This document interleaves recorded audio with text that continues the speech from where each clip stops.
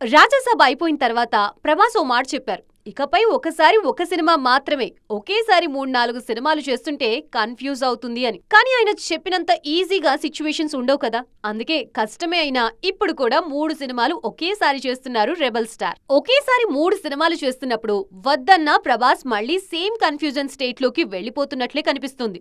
2 ఏళ్లుగా సెట్స్ పైనే ఉన్న హను రాఘవపూడి ఫౌజీ రిలీజ్ డేట్ ఇంకా కన్ఫర్మ్ కాలేదు. 2026 లో పక్కానే అంటున్నారు కానీ నమ్మకంగా చెప్పట్లేదు. మరోవైపు కల్కి 2 స్పిరిట్ తో కలిసి ఫౌజీ చేస్తున్నారు ప్రభాస్. కల్కి 2 షూటింగ్ కూడా నడుస్తూనే ఉంది. కానీ వాళ్ళు కూడా డేట్ చెప్పట్లేదు.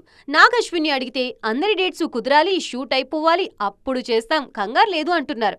మరోవైపు స్పిరిట్ షూట్ కి సందీప్ పక్కా ప్లాన్ వేసుకున్నా మిగిలిన వాటి వల్ల ఈ స్కెడ్యూల్స్ డిస్టర్బ్ అవుతున్నాయి. దాంతో స్పిరిట్ చెప్పినట్టుగా March 5, 2027 వచ్చేది అనుమానమే. ఫౌజీని ముందు 2026 దసరా అన్నారు. పరిస్థితులు చూస్తుంటే డిసెంబర్ కి వెళ్లేలా కనిపిస్తుంది. మరోవైపు కల్కి 2 డేట్ పైన క్లారిటీ లేదు. చెప్పిన స్పిరిట్ ఏమో కన్ఫ్యూజన్ లో ఉంది. మొత్తానికి ప్రభాస్ తన వరకు ఎలాంటి శక్తి వంచన లేకుండా కష్టపడుతున్నా సిచ్యువేషన్స్ కారణంగా తిప్పలు తప్పట్లేదు.